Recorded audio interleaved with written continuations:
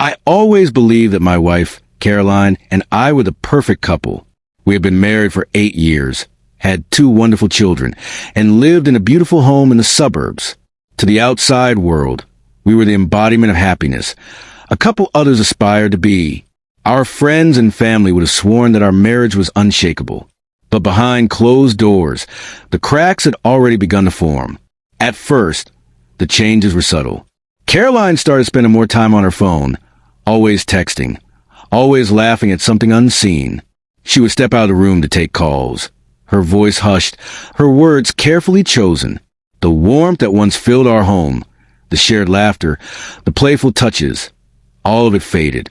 I noticed how she avoided my gaze, how her touch grew colder, how distant she had become. It felt like I was living with a stranger, someone who wore my wife's face but no longer carried her love.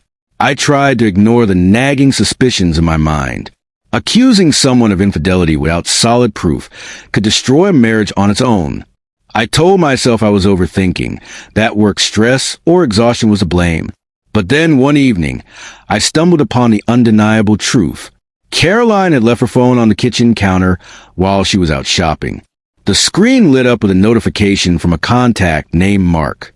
It wasn't the first time I had seen that name, and each time it sent a dull ache through my chest. This time, though, curiosity won over restraint. My hands trembled as I navigated to her voicemail. I hesitated for only a moment before pressing play.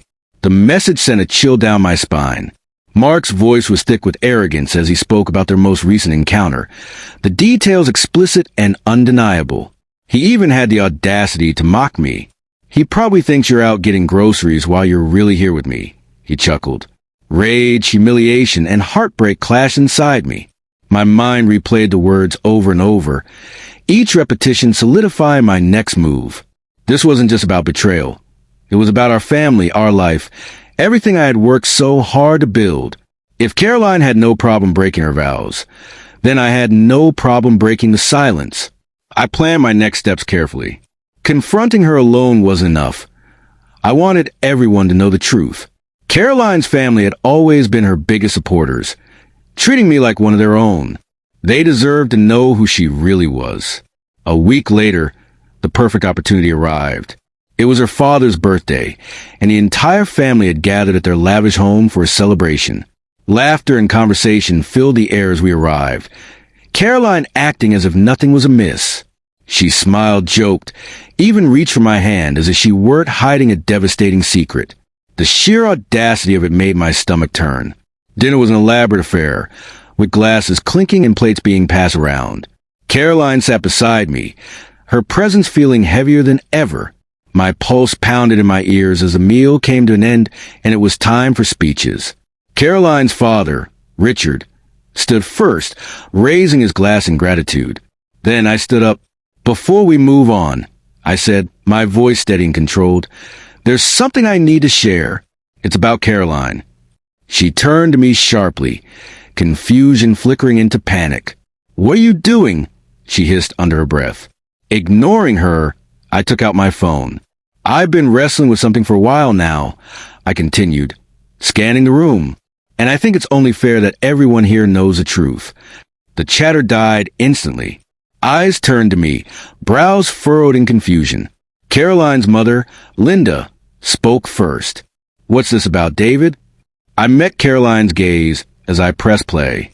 Mark's voice filled the room, loud and unmistakable. "Last night was incredible, baby. I can't stop thinking about you. I don't know how your husband doesn't notice, but I'm glad he's so clueless. You deserve better than that idiot." The silence that followed was deafening. Caroline's face went pale, her breath catching in her throat. Her mouth open as if to explain, but no words came. Her family sat frozen in disbelief, the weight of the revelation sinking in. Linda was the first to break the silence, her voice shaking. "Caroline, is this true?" "Mom, Caroline stammered. "It's not what it sounds like. Not what it sounds like." I repeated, my voice sharp with anger. "Then tell me, Caroline, what exactly does it sound like? Because to me, it sounds like you've been sneaking around behind my back with someone who thinks I'm an idiot."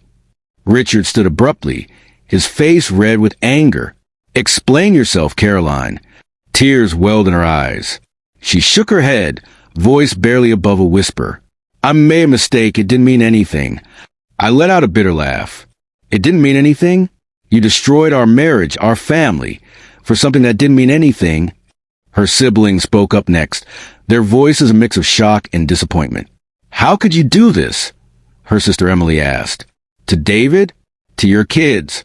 Caroline buried her face in her hands, sobbing. "But I wasn't done. I didn't do this to humiliate you, Caroline," I said, my voice calm now but firm. "I did this because I spent years being the best husband I could be, and you repaid me by making me a joke.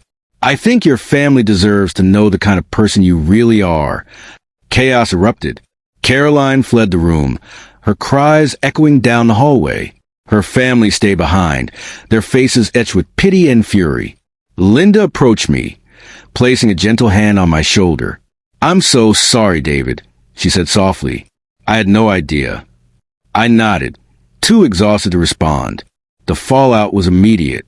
Caroline moved out the next day, staying with a friend while we arranged our separation.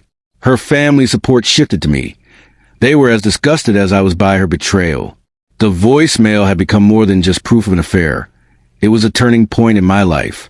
Yes, it was painful, but it also set me free. For too long, I had been blind to the lies creeping into my marriage. Now, there was no more deception, no more pretending.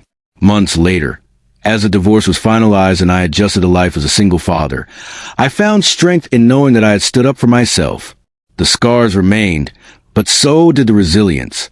Caroline's betrayal had broken me, but in the end, it also rebuilt me. They say revenge is a dish best served cold, but for me, it was served with a bitter taste of truth and the deafening silence of her shame.